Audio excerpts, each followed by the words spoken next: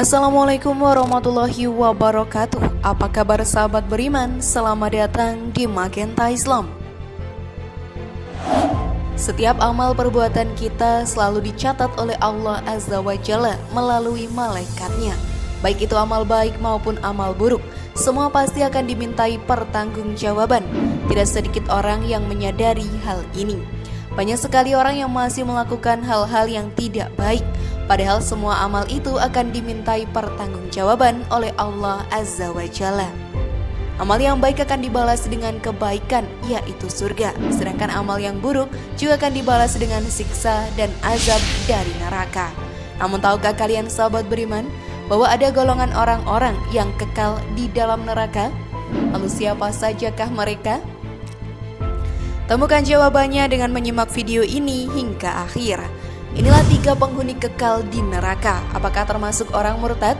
Versi dari Magenta Islam.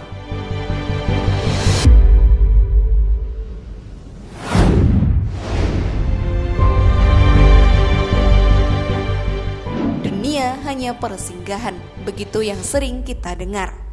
Ada yang singgah dalam jangka waktu yang lama, namun ada juga pula yang hanya punya waktu singkat untuk singgah di dunia. Sayangnya kita tidak pernah tahu berapa lama waktu yang kita punya. Itulah kenapa sahabat beriman kita harus memaksimalkan waktu yang ada di dunia agar bisa mendapatkan tempat yang mulia di akhirat, yaitu surga. Namun jika hidup di dunia hanya untuk singgah, dengan niat hanya untuk mencari kesenangan semata, niscaya bukan surga yang didapatkan.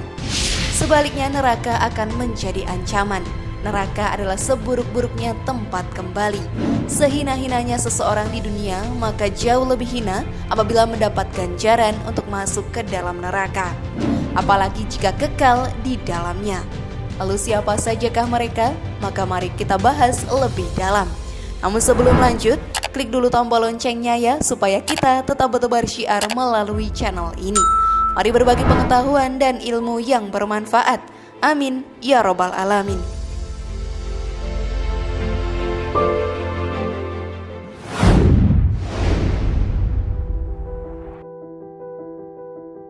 Murtad atau keluar dari Islam. Murtad terjadi karena melakukan hal-hal yang membatalkan keislaman seseorang. Jumlahnya banyak, namun semuanya bermuara kepada 3 macam.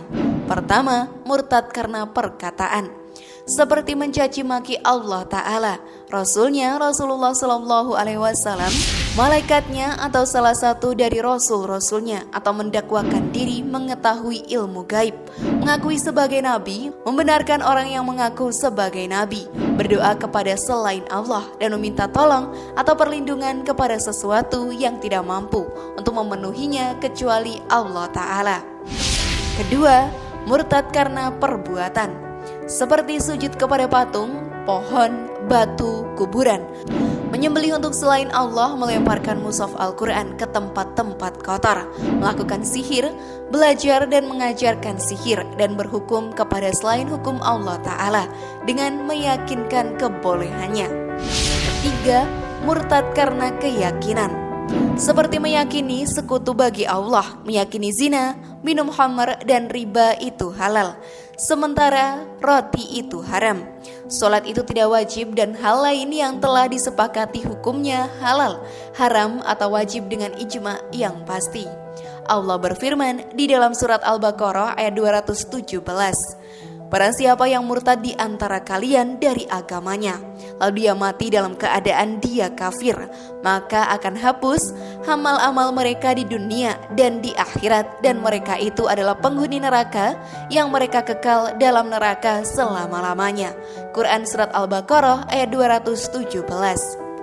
Sahabat beriman, bagi orang yang murtad dari agamanya dihapuskan seluruh amalnya, dan kemudian dia akan dimasukkan ke dalam neraka dan kekal dalam neraka selama-lamanya. Ini semua merupakan kerugian, maka kita wajib untuk menjaga agama ini dan masuk ke dalam agama Islam secara hafah, dan kita belajar agama dengan benar, terutama berkaitan dengan akidah dan tauhid. Ini paling penting, ini merupakan pondasi dari agama Islam. Tauhid, akidah yang benar supaya tidak murtad. Sebab banyak orang yang tanpa disadari dia murtad sedikit demi sedikit, seperti yang kita bahas sebelumnya.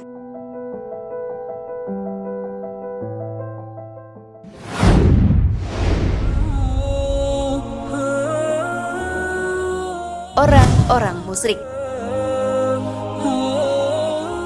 Syirik adalah dosa yang tidak terampuni. Tiada yang suka disekutukan apalagi Allah. Tiada yang patut disembah selain Allah. Tiada gunung, tiada bulan. Hanya Allah pemilik segala sesuatu, dan hanya pada Allah lah kita meminta. Kata musyrik itu dimaknai dengan menduakan dan mempersekutukan Allah. Bentuk dari kemusyrikan itu seperti menyembah sesuatu, misalnya pohon besar, patung, batu, kuburan, keris, dan semacamnya. Meminta pertolongan kepada dukun atau orang pintar, mempercayai khurafat dan semacamnya.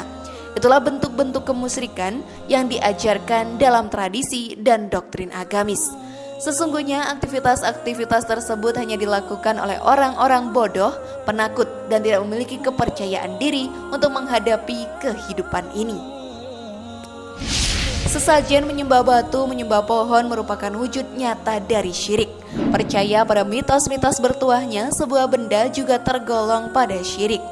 Semoga kita selalu sadar bahwa jimat batu-batuan tidak punya kekuatan gaib apapun. Jangan sampai hal seperti itu membuat kita pelan-pelan menuju rumah penyiksaan yang kekal abadi, yaitu neraka. Tidaklah pantas orang-orang musyrik itu memakmurkan masjid-masjid Allah, sedang mereka mengakui bahwa mereka sendiri kafir. Itulah orang-orang yang sia-sia pekerjaannya dan mereka kekal di neraka. Quran Surat Taubah ayat 17. Wajar sahabat beriman jika Allah mengingatkan secara tegas mengenai kemusyrikan ini. Hal ini dapat dilihat dalam beberapa ayat Al-Quran. Misalnya dalam surat Al-An'am ayat 88. Itulah petunjuk Allah yang dengannya dia memberi petunjuk kepada siapa yang dikehendakinya di antara hamba-hambanya. Seandainya mereka mempersekutukan Allah, niscaya lenyaplah dari mereka amalan yang telah mereka kerjakan.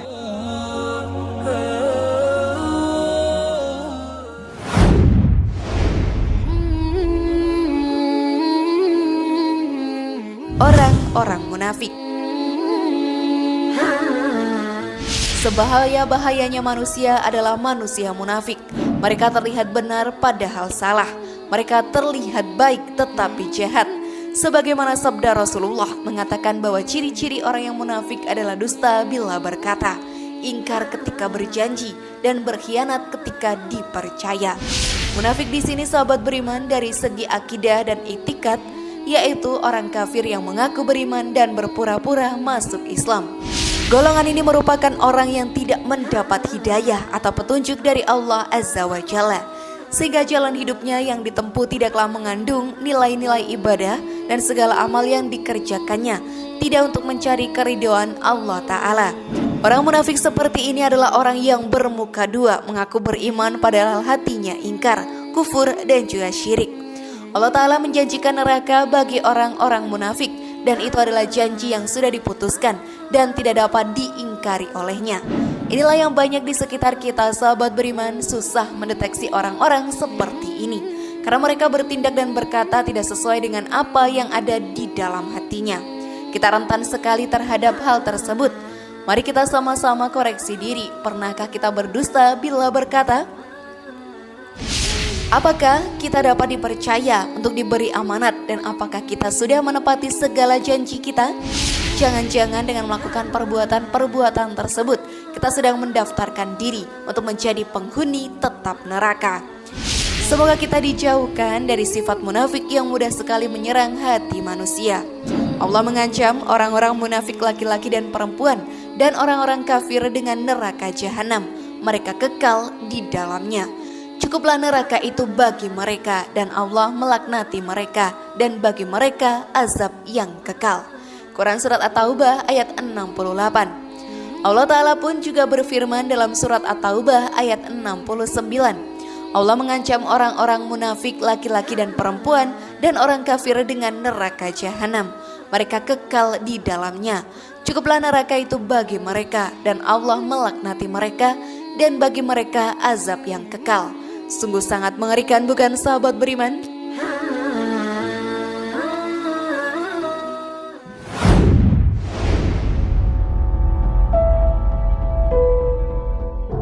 Bagaimana sahabat beriman? Sudah paham sekarang? Semoga informasi tadi bermanfaat ya dan membuat kita berpikir lebih bijak. Mari bangun Magenta Islam ini dengan cara klik tombol subscribe, like, share, dan aktifkan tombol loncengnya. Wassalamualaikum warahmatullahi wabarakatuh. Dan jangan lupa tonton video yang lainnya.